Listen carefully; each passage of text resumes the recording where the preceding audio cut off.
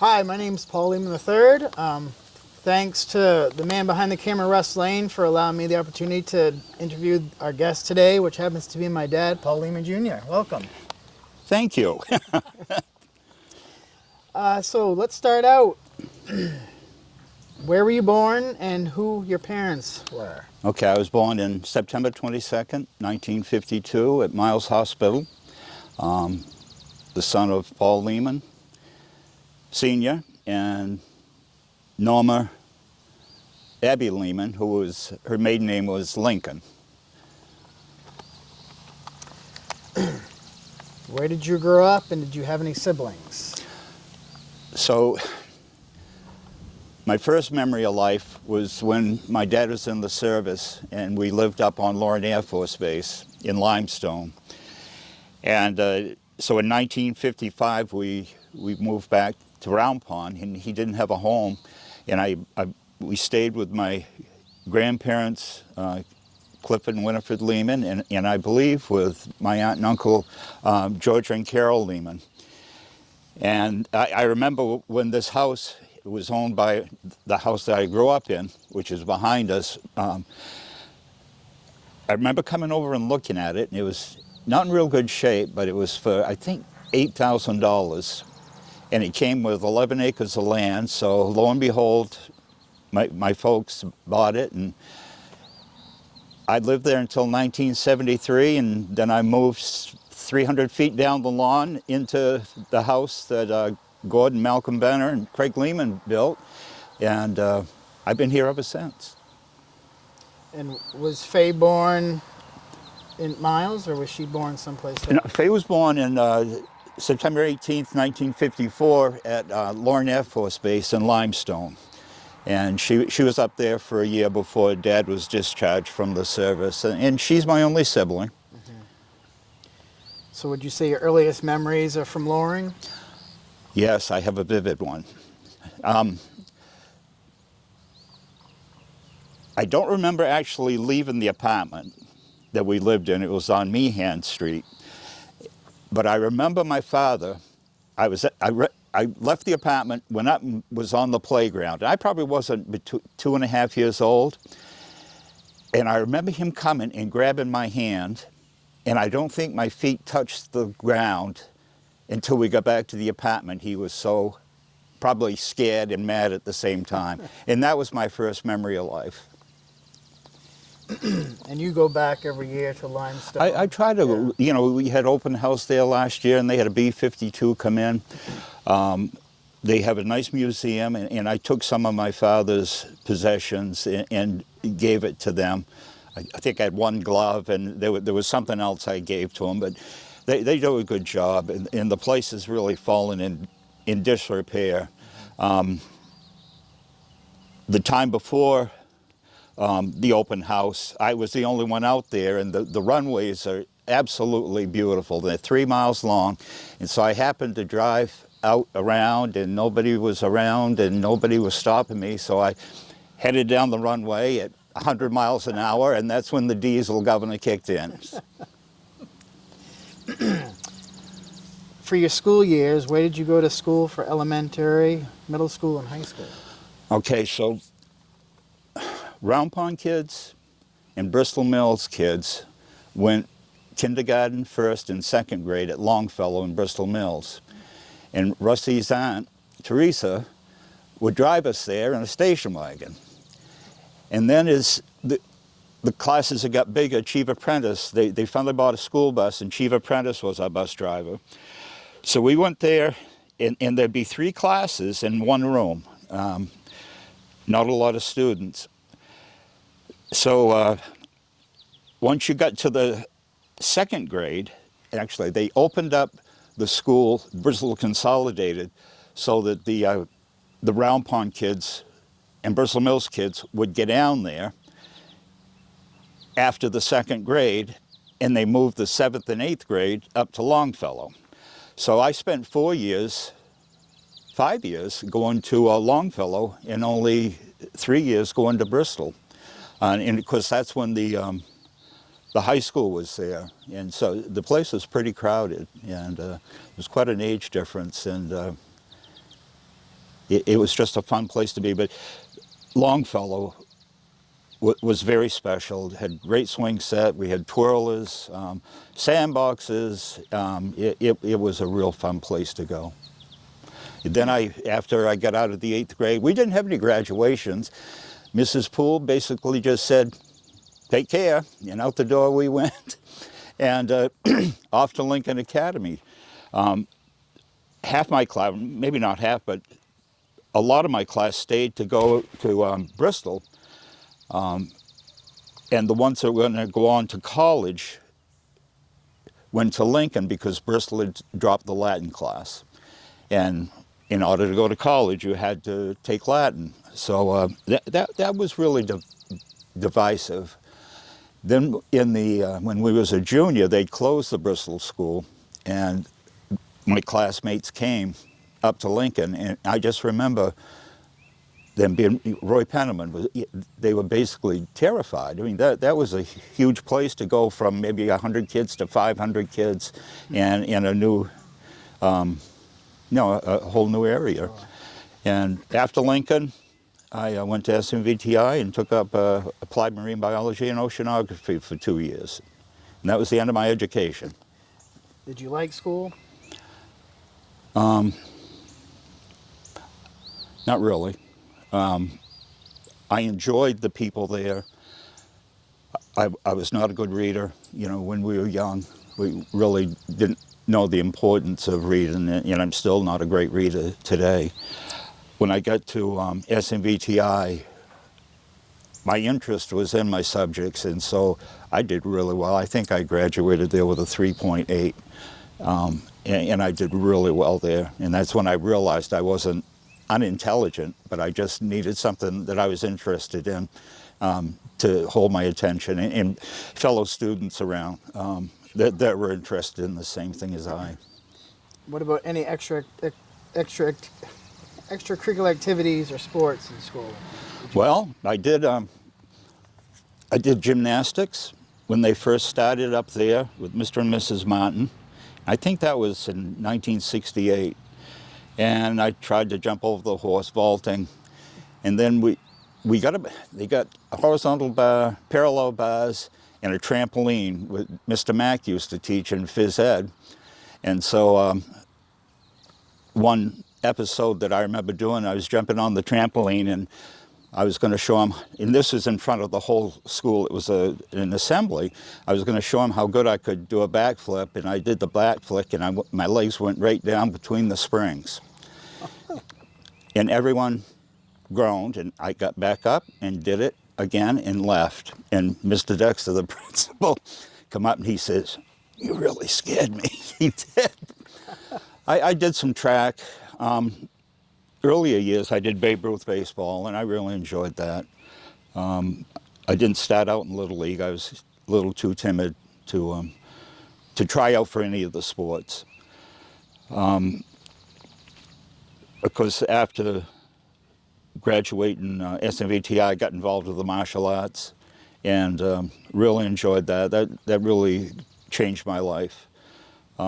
We would travel to Portland 3 to 4 nights a week, taking classes, and Bobby Foster, me, Sonia Pearley, just a bunch of us. My first teacher was Andy Hubbard, and he come from Dartmouth, and he ran a class up to Lincoln Academy. And so that's sort of what baited the hook, and I got to second degree black belt, taught a lot at Lincoln Academy, the old gym. I taught in Rockland, I taught in Brunswick, I taught in Bath. You just treated me well, and then we got involved with the restaurant, and that sort of chewed up most of my time. But I still hold Shotokan karate is a real life changer for me. Growing up in Round Pond, this is a two-part question. Yep.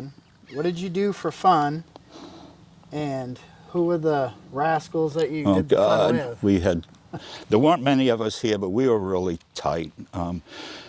We ride bikes, baseball. When we got old enough, rowboats, and then motorized boats. In the winters, we would go skating, sledding, and then when snowmobiles came, that was a huge part of what we did. Who brought the snowmobiles into Round Pond? Well, Judge Masters brought this, I don't know how he got it, but from the forestry department of the state of Maine, and this old ironclad Polaris. And so I remember me and my father going down through the colony, which is like Harding Road now, and it just really was amazing. The thing probably weighed 700 pounds, went 15 miles an hour, had an 8 horsepower or 7.5 horsepower Kohler engine. And so that sort of bit everyone. Everyone wanted a snowmobile. So against my mother's wishes, my father had me cash in my savings bonds.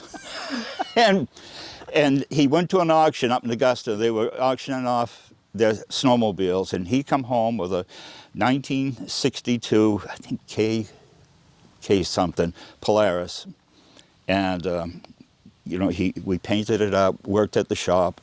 I know Richard, he had one of those Diablo Rouge, and I remember George Masters. It was basically you held on to something, set on what it was like an ironing board, and went around steering it like this. And Richard got into it, and it exploded. Bruce Cunningham sold Polaris over here where he built boats, and everyone did it. You guys would drag race on this lawn, wouldn't you? Yeah, In the summers yeah, we'd have, oh my God, I think we had about 10 sleds here, and just, you know, Gardner Flood sold snow jets at Flood's Hardware in Wiscasset, and so he would bring people over and have them watch the sleds and whatnot. And Bruce Cunningham would bring his sleds over if people were interested in buying them. You know, Bob Foster had one. He had an Arctic Cat, and with the sidewinders, the exhaust that come around, it had a 634 Hearth in it, and it got away from him out in one of the trails, and the thing wedged right between two trees and collapsed the exhaust. One time, one more story because there's many. One time, Bobby Foster and me was starting his, I think it was Polaris or Skedaddler, and it was over where Bill Ropes used to have his garage, and we always held the throttle wide open and started. Well, the throttle stuck, and it shot out of that garage and went across the street, went right through Jakovic's windows. It climbed the, back then there were big snowbanks caused by the town tractor, and his father was not pleased. And so I went home really quick that day. Other kids, there was Dickie, Cindy, and Pammy Hall. Dickie and Cindy have passed away.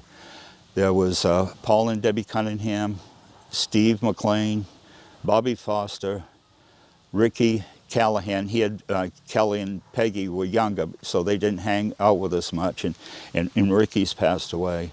It was Rudy Davis, Evelyn, and Buddy, who lived on the corner up here, and Guy Myers and the Myers family came and stayed for a couple of years. And we were all really tight. It was like the ones under the hill, and then you had another group of kids that were up King Row in south. But we were tight and still, and really, we stay in touch today. We didn't know how good we had it until you don't anymore. I remember you telling me Round Pond of you know, your age kids, there used to be a lot of bands around. Oh my gosh. You could always hear music. Like, did you ever partake in any of those bands, and who might have been in those musical groups? Rudy Davis really planted the seed for the bands around here.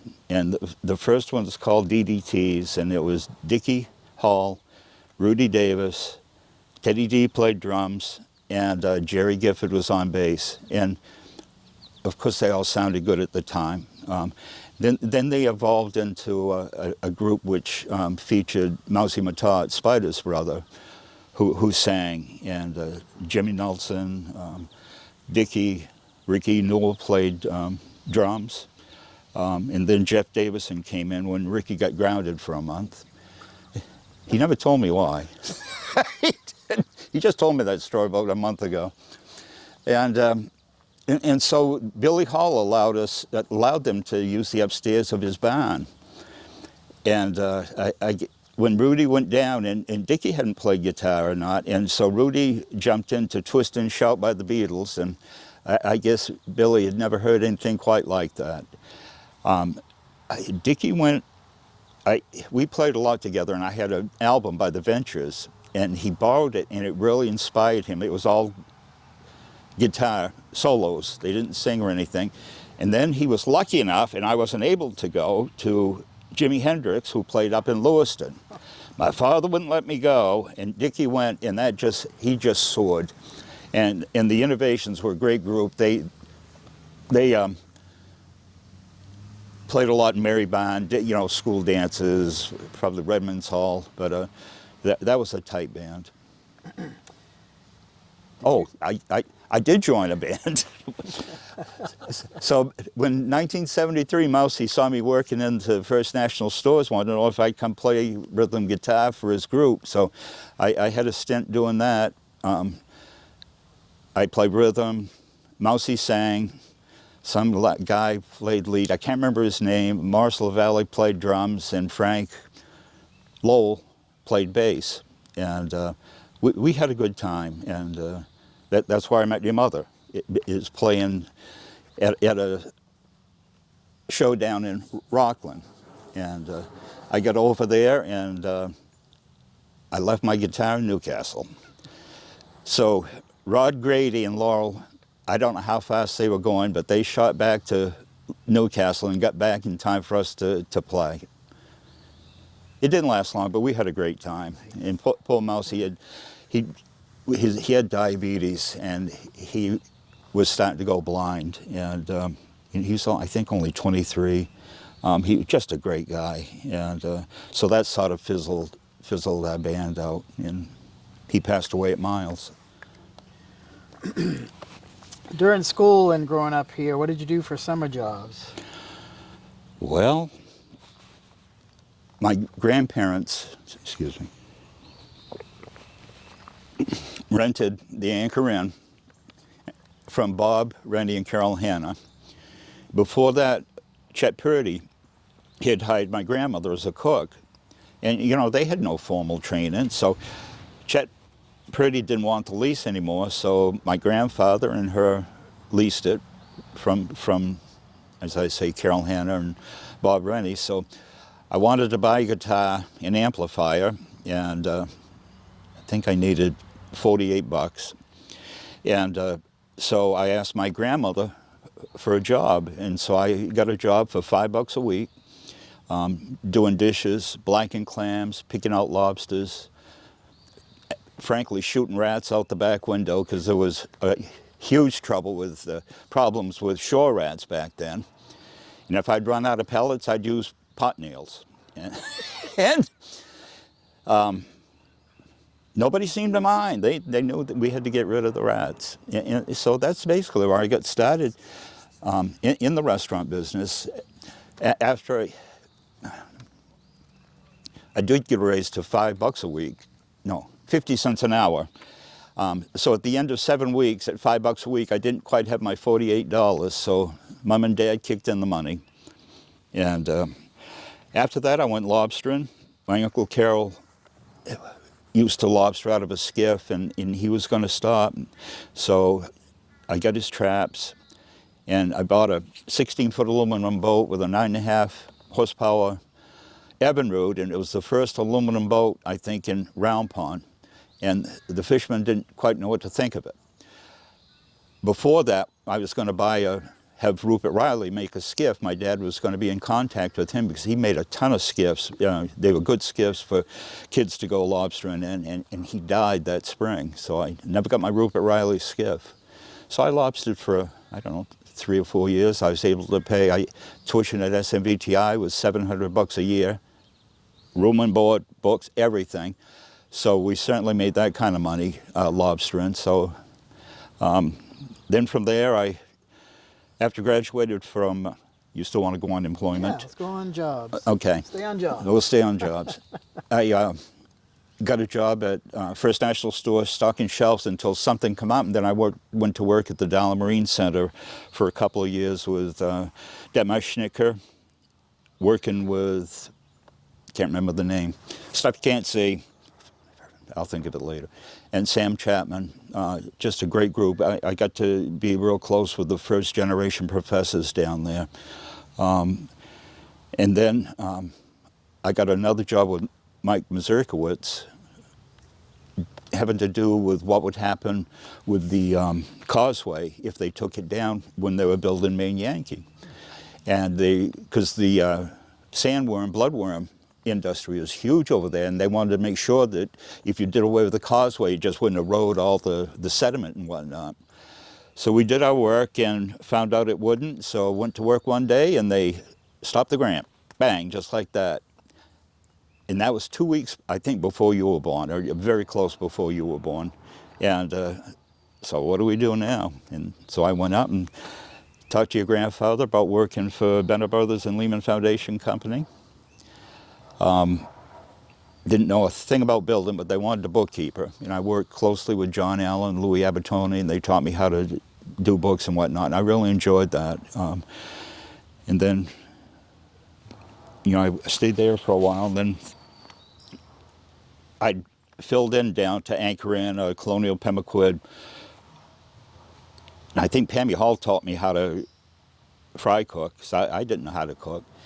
And so your grandfather was going by the laundromat down there and saw it was for rent, so he reckoned that'd be a good place to start a restaurant. So we converted the laundromat into Samoset Restaurant, and we were there for 24 years. And at one time we did Samoset, Restoration Restaurant, Anchor Inn, and the Beach Concession all at once. And I thought I was going to lose my mind. Today you couldn't do it, you can't find the help to do it. But we did that for 1 year, and then I went to Mr. Rennie and says, I can't do it. And he says, I'm going to go find your lease. And he read it, and she said, well, I guess you don't have to do it, he said, because I hadn't signed the lease for more than 2 years. So we were at Samoset for 24 years. 90% great, 10% not so much. And after that, I was a evening chef supervisor over to St. Andrews Village in Booth Bay for a year. And then I landed back at the Dowland Center and had probably the best work years of my life there. I was there for 18 years and met people from all over the world, just great people. And those were my best years. After that, I'd become fire chief in 2010, but it got to the point where I told the members, I says, I can't do 2 jobs at once. And we talked about doing full-time chief. It was just chewing up all my time, trying to probably put in 50 to 60 hours at the Dowland Center and try to stay on top of everything with Bristol Fire and Rescue. So we put it to a town vote, and they voted for a full-time chief, and I think I was full-time chief there for 4 or 5 years, and woke up one morning and said, I'm going to retire. And Chief Sutter's been at the helm ever since. Tell us about your family now. Your spouse, children, grandchildren, great-grandchildren maybe? I think so. One of them. I think that's all I have. I have nothing to say. Jeez. I think I lost my train of thought, Russ.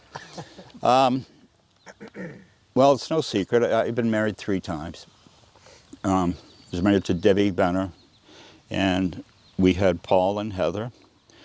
Then I married Leslie Cottrell and adopted her son Charles, and we had Sarah, and now married to Jessica Siders.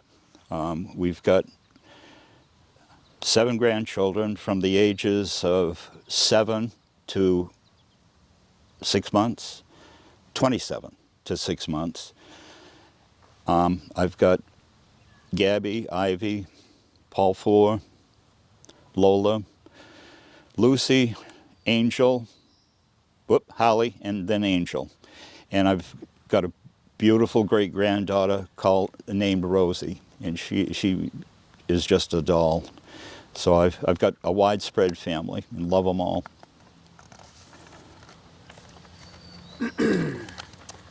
Other than the fire department, what other opportunity or what other time did you serve the community in any other groups? Well, I was on the park commission with Morris Penniman and Alan Benner, and that certainly didn't encompass. I think we'd just taken over the lighthouse, and it's nowhere near the operation that it is today. But we were sort of at ground level. I think we spent more time focusing on building a fence so people wouldn't come down without paying. I remember the Pemmican Trail people would sneak down, and Morris was determined to stop them. So we spent a lot of money on a fence. I served on the school board for quite a while. I chaired it with the, well, I call it a new addition. I was there when we started the middle school and the new addition where the junior high was. I did that for quite a while, but I found out owning a restaurant and being involved with school politics probably wasn't a good idea. And in the fire department, I served on budget committee a long time ago. But again, it was all very simple compared to the way it is now. How many years have you been on the fire department? 59 years. I joined 55, October of 1969. And I remember when people turned 16 years old, boys back then, it was a rite of passage that you joined the fire department, and they had open enrollment only in October. And so that's why we picked that. And Chief Sawyer was in charge, and my dad was assistant chief. Leonard Pryor, actually Johnny Higgins was assistant chief before Leonard in Bristol Mills. And Ron Pendleton was assistant chief in New Harbor. Had a great, we had so many, I think we had up to 40 that you didn't need anymore.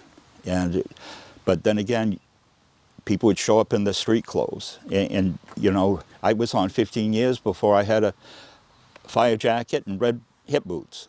And you just didn't, because we weren't doing interior fighting either, and weren't worried about the dangerous gases given off by plastics or car fires and whatnot. And we've certainly come a long way on that. I did do safety officer for 22 years, and I was really proud of that. You know, just looking around, making sure no one gets hurt, and another set of eyes. What gives you hope? Boy, that's a tough one this day and age. I can't believe that things are going to get worse. If there is a God, He won't let it happen.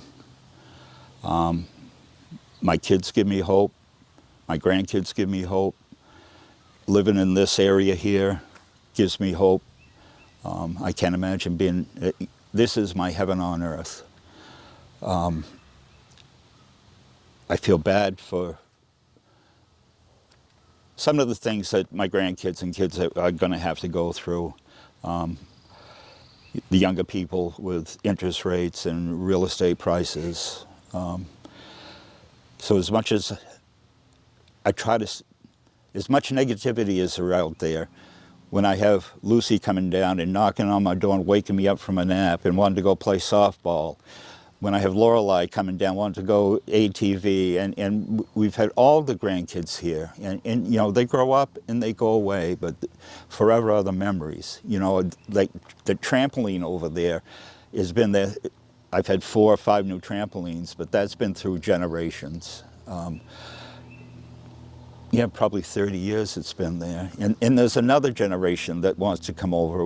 I've got a great niece coming tomorrow, Natasha, and Haley and Zach can't wait to bring her over and put her on the trampoline. So it's just another generation. Have you ever had a brush with anyone famous? Me and your mother, we were coming back from Florida, and you and Heather was young, and we got out of the car and there was this big black Lincoln Continental, and Vincent Price got out. And that's, other than President Kennedy flying over to Johns Island in a helicopter, that's the only brush of famous people that I have. But I thought, you know, Vincent Price was pretty big back then, and he was frightening, and so that made my jaw drop. For you, what is the secret to a happy life? Family, you know, family. Yeah, just family, and making the best of it as much you can. I've got regrets, you know, and of a lot of stuff that I'll take to my grave, but my kids, my grandkids, that's the secret of happiness in my life, and cooking. And cooking. Tell us something no one knows about you. Within reason. No, I can't. I put so much on Facebook, it's pretty much all out there. I guess I was going to answer that question with me being in the group Fusion, because I don't think many people really remember that. I think everyone knows that I still like heavy metal, AC/DC, Ozzy, Black Sabbath, you know, all the metal groups. I think everything else is pretty out there. It is. There's some regrets that I won't share with anybody, and stuff I think I'd have done over again, maybe differently.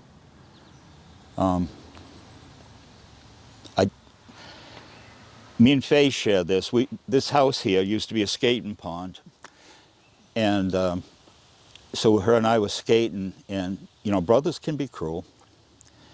And so we were skating, and I just went up and just pushed her over backwards. She went down, hit her head, and knocked her out. And I think she got up to the house hours later and started crying. She didn't remember nothing. You know, that's one of those moments I'm not too damn proud about. And we just talked about that the other day. She gives me one of those once in a while. Way back. She does. And today you'd have gone to the hospital, you'd have been admitted for concussion and stuff. It was just a stupid thing to do. What would you like to be remembered for?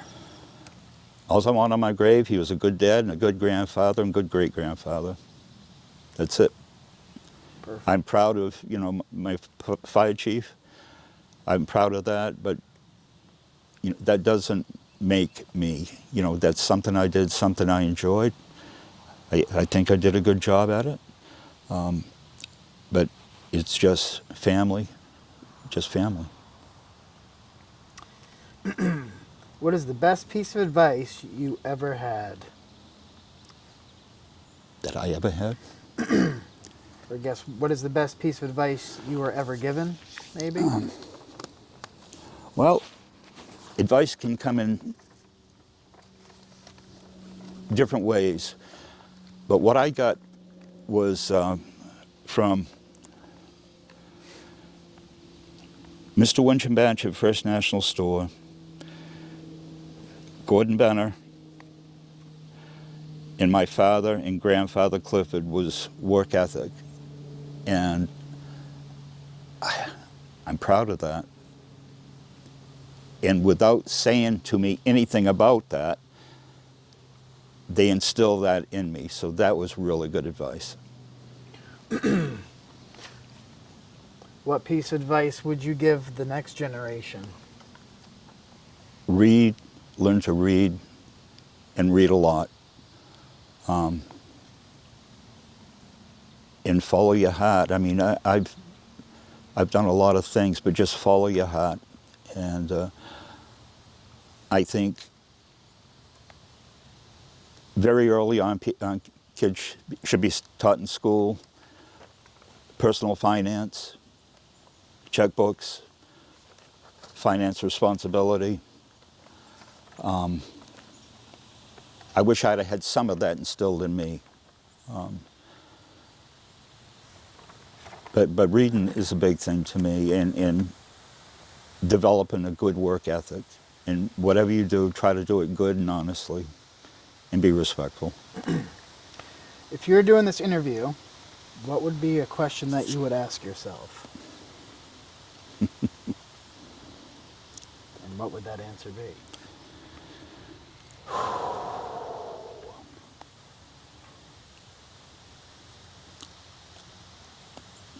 I put so much out on Facebook, it's hard to say. What would I ask myself?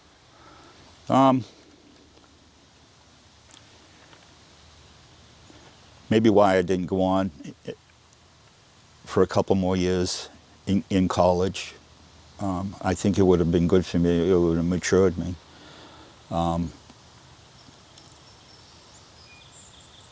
You know,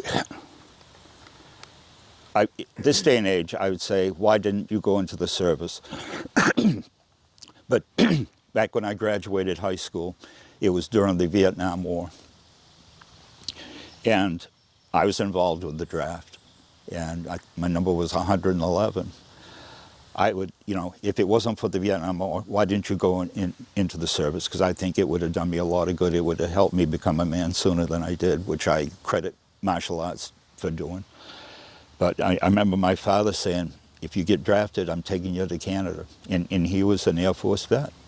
He just did not believe in that war and so many people being killed. So I always thought that I was missing something by not doing that. I was. So my final question.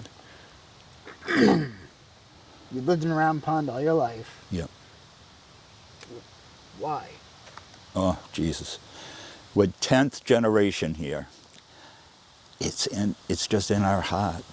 You know, when I was young, I couldn't wait. I'm going to go to South Portland, blah, blah, blah. Well, Dad, got to tell you, every Friday, I would come around the corner and your grandfather would be sitting there in his Mark I Mustang ready to take me home. I couldn't wait to get back here. I had no desire to move anywhere. You know, I'd visit different places, but boy, coming home was to Round Pond. I just couldn't wait to get here.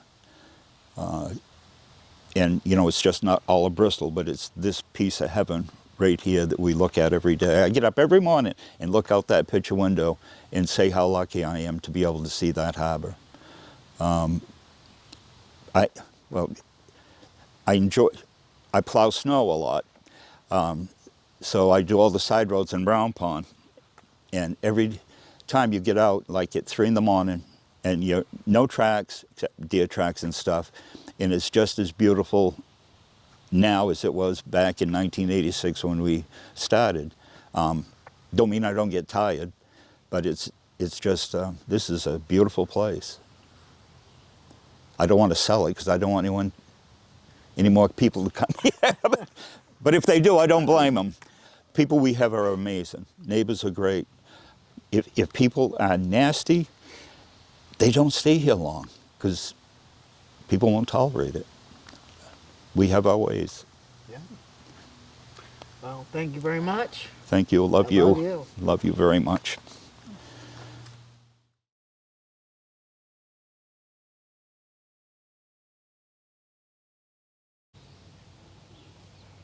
Whenever you're ready. Okay.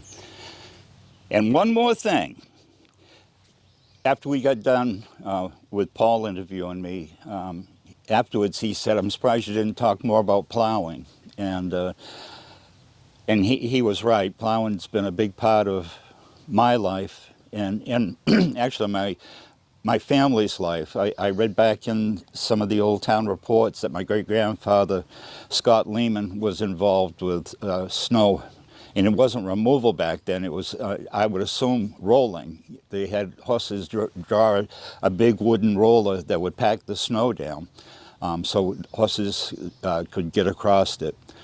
After my grandfather Clifford, he was selectman for over 20 years. And back then, the selectmen were pretty much caretakers of the roads. And I remember this, the the town of Bristol had two Cle-Trac town tractors, we used to call them. They basically were bulldozers with two wings and a V-plow. I remember sitting in his lap. He used to, the Round Pond one was stored up just before Master's Machine in a small town garage next to I think it was the Moversham school. And he would walk up and start the plow and would spend, I would assume it would take days for the two tractors to clear the roads. They'd go 4 miles an hour. They burned 6 gallons of gas per mile. They weren't diesels, and they didn't ride very good. I remember sitting in his lap, and the only heat you got was from the engine, which was up there, and he'd be smoking a cigarette, and the gas tank's right there, and there'd be two wingmen, young guys. And my father used to do it, and probably just about everyone that grew up in Round Pond used to be a wingman on these, and they were hand cranked, no hydraulics back then, and they were cable with a pulley. And so these guys would stand on an I-beam frame in the back of them, and it always scared me because when my grandfather would back up, and because the snow would come up, that I was afraid my father would go under the tracks. But back then they had common sense, you know. My grandfather didn't say, get off, you know, I'm going to back up. They just knew what to do.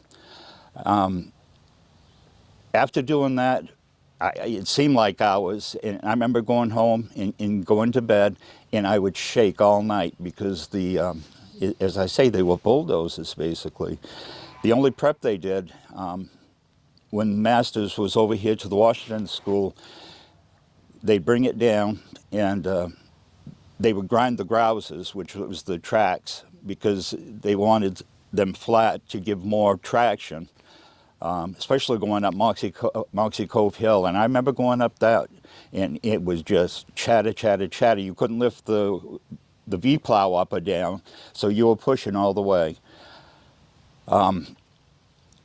My dad used to do it, and the last time they plowed was, I remember a big storm in 1972, and I think Matthias Benner was plowing for the roads, and one of his main trucks broke down.